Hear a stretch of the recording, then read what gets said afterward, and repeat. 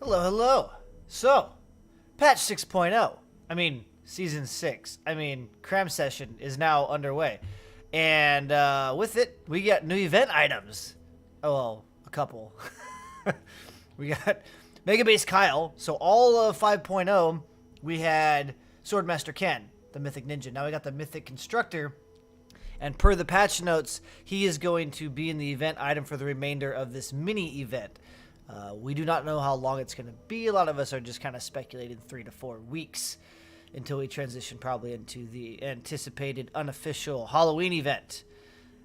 So, Mega Base Kyle is here, the Mythic Constructor. We'll go over him in a little bit. You get your 100 armory slots per usual, your 1 legendary survivor, and a gunslinger. Then your unlimited rare schematics. In the weekly items, we got the copper pulverizer. This is part of the, for those of you that didn't see what was coming in this cram session, we're going to have new items in the store every week per usual, along with, additionally, old favorites returning. So the pulverizer is one of the old favorites. It is a solid hammer. If you want to see it in action, go look at a couple of my Solo the Challenge of the Horde missions, the gameplay videos I put up. I'm using the pulverizer. So if you want to see what kind of crazy knockback that's what the hydraulics are for knockback. Okay? You can go check out what this hammer does. It's awesome. It's awesome. And then this new machine pistol, Rat-a-tat. I've had mixed feelings about it from when I saw it. Last night my buddy Cylon was using it on stream. He loves it. He tears things up. I don't know how he spec'd it, but so there's a new machine pistol in the shop.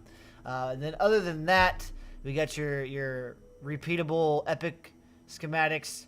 You got your fluxes. There's an equalizer in the store. Epic rifleman, defender, survivors. Then you got your normal evolution materials, more flux. We got Stonefoot Crash. We'll cover her in just a second.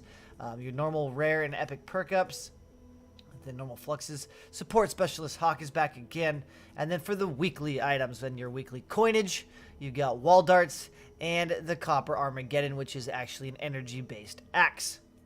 And then obviously you get your reperk. I already bought these. And then you get your 10 armory slots. Rain. Reperk. Alright, let's go into Mega Base really quick. Mega Base! This is everybody's. Isn't he the only good constructor?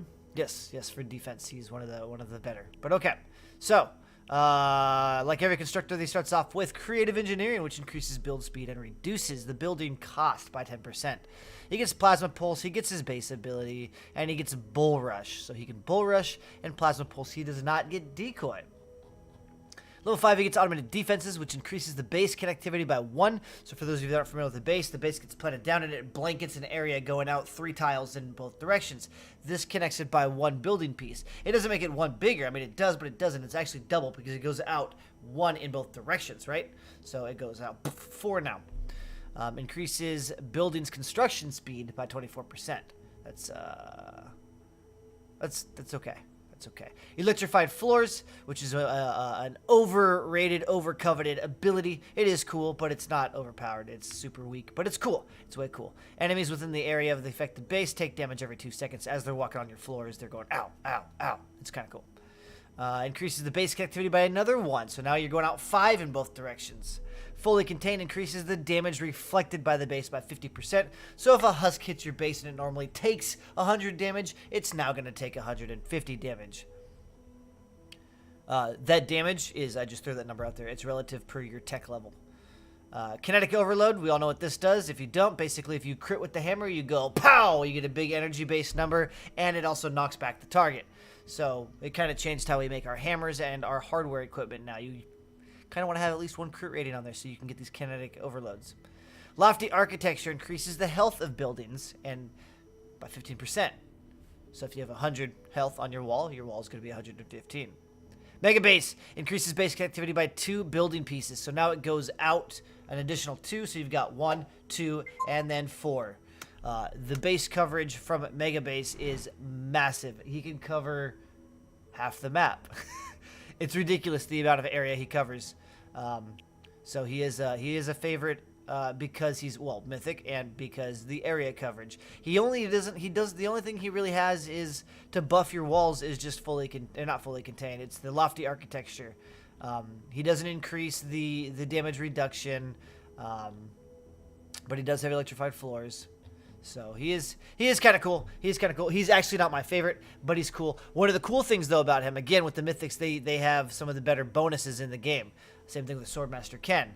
He gets fast build, so it's a support bonus. So as you level it up to 3-star evolution, this 12% will turn into 24% for your building speed. So you can make your ninjas build really fast.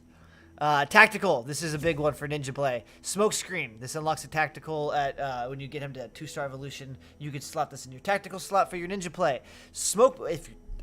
Careful, ninja. If your ninja has smoke bomb. If it doesn't have smoke bomb, don't use it. But smoke bomb restores your shield to full strength. So every time you pop your smoke bomb, your shield's full. So if you're in that situation where you're like, I'm overwhelmed, poosh, vanish, poof, shield, good, jump, get out. It's cool, cool. So he's super popular for tacticals for ninjas that have smoke bombs. Speaking of ninjas, let's go check out Stonefoot. Where am I going? Heroes. I think I've been here before. Stonefoot. This is honestly probably one of my least favorite ninjas. Doesn't mean you won't like him. It's just not my favorite. Shinobi reduces fall damage taken by 10%. Increases run sprint speed by 10%. So they get Smoke Bomb. There you go. Smoke Bomb, Crescent Kick, and Throwing Stars. This ninja gets Mantis Sleep at level 2. Deep Pockets reduces the energy cost of Smoke Bomb. 5 Winds Cut increases straight up Sword, Axe, Scythe damage by 24, which is good. Shadow Stance. After defeating an enemy with a melee weapon or edged damage, the ninja enters Shadow Stance for 4 seconds. During Shadow Stance, you become a little more tanky, and you can jump more often. Reduces the energy cost of Crescent Kick by 14, so you can use your Smoke Bombs and your Crescent Kicks for cheaper. Increases the stun time, so now you can stun things longer by 1 second when you kick them. And increases the duration of Smoke Bomb's persistent cloud by 5 seconds, so your cloud now lasts longer, and then doubles the impact of Crescent Kick. So she is going to stun almost everything when she kicks them. There's no cooldown reductions on anything here. The energy costs are reduced. You get 1 extra second stun. Your Smoke Bomb lasts longer. Her stars aren't buffed. She's got some okay sword play, just 24% buff.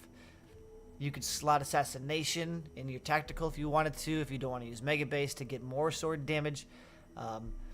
Again, kind of a blah hybrid in my opinion, but and nobody really plays it. If you want to be unique, you can check it out, but not a big fan of Stonefoot. Support Specialist was okay. He's had many reworks, and then after Bulletstorm came out, Support Specialist has kind of been overridden. But Support Specialist. Advanced Tactics, ranged weapon damage increases by 10% as well as health. He gets Warcry, he gets Frag Grenades, and he gets Going Commando. And also, just like every soldier, he gets Debilitating Shots, which is your 3 stacks of 5%, up to 15% extra damage on that target. Combatant's Might reduces energy cost of Warcry by 20. He gets Lingering Pain, so the vulnerability stack now stacks 5 times. 5 times 5 is now you can get a 25% buff, plus your 10%. You're at 35% more ranged damage after your 5th shot. Frag Grenades, blah, blah, blah. Spoils of War. While Warcry is active, you have a 25% chance on damage with a ranged weapon to get the ammo fired back. So that's kind of cool. Ammo Recovery. It's got a 0.1 second cooldown. Damaging an enemy with an assault weapon has a 16% chance to grant 1 ammo for the equipped weapon. So this right here, when these, the 16%, this fills up your ammo purse, okay? Not your clip. Spoils of War, when your Warcry is active, every 4th bullet is put back into your active clip. So that's what that does. So you're popping Warcry so you can shoot longer. Practice in combat increases the duration of Warcry by 5 seconds, so now you can shoot even longer with Warcry and get your ammo back even longer. Waste Not, Want Not increases the ammo capacity, so now you have bigger clips. So if you had like an LMG and you popped Warcry, you could spray probably the whole duration of Warcry and continue to because you're getting ammo back. So 25% longer in theory is how much longer you can shoot out of that clip. And then it says there are many like it. Your weapon takes 45% less durability damage while affected by Warcry. When the game first launched, just a side note, story time. When the game first launched, this character was kind of designed around this perk. It's been nerfed and reworked a couple times, but he had other perks and stuff. Basically, this was the rocket launcher build. People would go in as groups of 4 support specialists with rocket launchers, and you could take turns spamming Warcry, and everybody would pretty much have virtually infinite rockets. It was disgusting.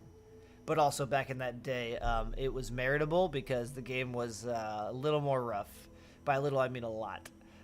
So it was cool. It was kind of cool to see. We never did it. I was never lucky enough to have a support specialist back then because, yes, once upon a time, I too were in the same boat as a lot of you where I didn't have everything. But 418 days played later, yeah, I have everything. Cool. So, there you have it. 6.0's out. We got a new husk. We got some new goodies. I'm curious what they'll bring back to the store next week. If anything, get your wall darts. I'm not a fan of the axe because nobody in the game uses axes yet. Maybe they're one day. Maybe one day. But yeah. Get your survivors for, even if you don't need epics, you can recycle them for survivor XP. And there you have it. Pulverizer, Rat-a-tat, Mega Base, Stonefoot, Support Specialist. It's an okay week. This seems a little bare, but this will fill up over the next couple weeks. So, cool. I'm going to go play, earn some more gold. Bye-bye now.